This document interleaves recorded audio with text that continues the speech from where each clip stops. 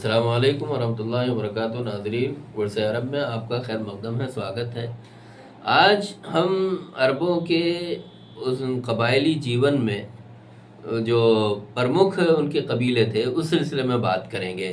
تو تین پرمکھ قبیلے ان کے نکل کر آتے ہیں۔ جب جاہلی کال کو دیکھا جائے، جاہلی زمانے کو دیکھا جائے، جاہلی دور کو دیکھا جاتا ہے تو اس میں تین پرمکھ قبیلے اس میں نکل کر آتے ہیں، جہاں جزیرہ نما عرب کی جو جزیرہ نما عرب ہے، جس کو پرادیپ عرب کہا جاتا ہے، اس کی تصویر نکل کر سامنے آتی ہے۔ اور یہی تین اہم قبائل ہیں جنہوں نے سبھیتا سنسکرتی کی مثال قائم کی، جنہوں نے تہذیب کے گہرے اثرات اور نقوش چھوڑے ہیں۔ اور یہ اصلاً سامی جو اقوام ہے، یہ اصلاً حضرت نوح علیہ السلام کے اولاد میں سے سام، حام، یافس جو سامی اقوام ہے، وہ یہاں پر جزیرۃ العرب میں ان کی تاریخ ملتی ہے، ان کا اتہاس ملتا ہے۔ اور یہی یہاں پراچین جو عرب ہیں وہ سامی عرب کہلاتے ہیں۔ یہ وہ قومیں ہیں جو حضرت نوح علیہ السلام کی نسل سے ہیں۔ تو ان میں انہی سامی اقوام میں بابلی، سریانی، عبرانی، فینقی، آرسینی، حبشی، سبائی، یہ سب اس میں سملت ہیں۔ سب جو ہے سامی کا ونشج ہی کہلائے جاتے ہیں۔ اب یہ جو اقوام ہیں یا یہ برادریاں ہیں، یہ جو ونشج ہیں، ان کو تین پرمکھ ونشجوں میں بانٹا گیا ہے۔ تین پرمکھ جو قبیلے ہیں، تین پرمکھ جو برادریاں ہیں، تین پرمکھ جو جاتیاں ہیں، ان میں بانٹا گیا ہے۔ اور اس کو نام دیا گیا ہے عرب بائدہ، عرب عاربہ اور عرب مستعربہ کا۔ ہم جاہلی کال کی جب ویوستھا دیکھتے ہیں، ان کا جاتی سنگٹھن دیکھتے ہیں، اور جاتی سنگٹھن تو ہم جب بھی اس کو پڑھیں گے اور ان کا مطالعہ کریں گے تو ہمیں کم سے کم ان تین پرمکھ ویوستھاؤں کو ضرور دیکھنا ہوگا۔ یہ جو وشیش طور پر ہم نے بتایا کہ عرب بائدہ، عرب عاربہ، عرب مستعربہ، اس میں تین کو بھی اتہاسکاروں نے الگ الگ بانٹا ہے۔ عرب بائدہ، یہ اس سے مراد وہ قومیں ہیں جو بہت ہی پراچین تھیں، جن کے نام و نشان، جن کا اتہاس، جن کی نشانیاں سب تاریخ میں موجود نہیں ہیں، وہ سب صفحہ ہستی سے مٹ چکی ہیں۔ اور بہت پراچین جن کا اتہاس رہا ہے، جس میں قوم عاد، قوم سمود، قوم تسم، جدیس، عمالیق، یہ سب اس میں شامل ہیں۔ خاص طور پر یہ وہ قومیں ہیں جو قدیم، جن کا قرآن میں، بائبل میں اور دوسری جو پراچین پستکیں ہیں اس میں ذکر ملتا ہے، ان کا ورنن ملتا ہے کہ یہ وہ قومیں ہیں جو بہت طاقتور تھیں، جن کو یہاں پر دنیا میں بھیجا گیا۔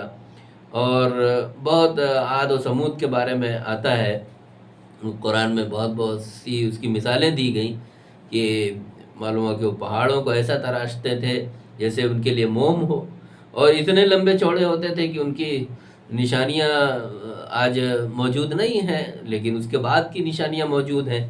تو قوم عاد، قوم سمود، ارم ذات العماد اور قوم عمالقہ، یہ سب ایسی قومیں ہوا کرتی تھیں جو اللہ کے غضب کا نشان بنی، اور ایسی صورت میں ان کو تہس نہس کر دیا گیا۔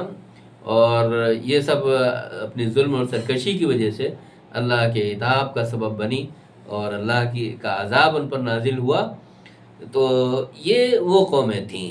پھر اس کے بعد دوسری جو شکل ہے یا دوسرا جو گروپ ہے، پہلا گروپ تو قوم عرب بائدہ کا، جن کے نشانات بن کے تسم، جدیس، عمالقہ، اور دوسری قسم وہ ہے، اور دوسرا گروپ وہ ہے جو عرب عاربہ کہے جاتے ہیں، جو مول نواسی ہیں، عرب کے مول نواسی جنہیں کہا جاتا ہے، جن کے نشانات موجود ہیں عربوں میں۔ اور یہ وہ عرب ہیں جو حضرت ہود علیہ السلام کی نسل سے بتائے جاتے ہیں۔ ان کے مشہور قبائل میں قیطان ہے، جرہم ہے، یارب ہے۔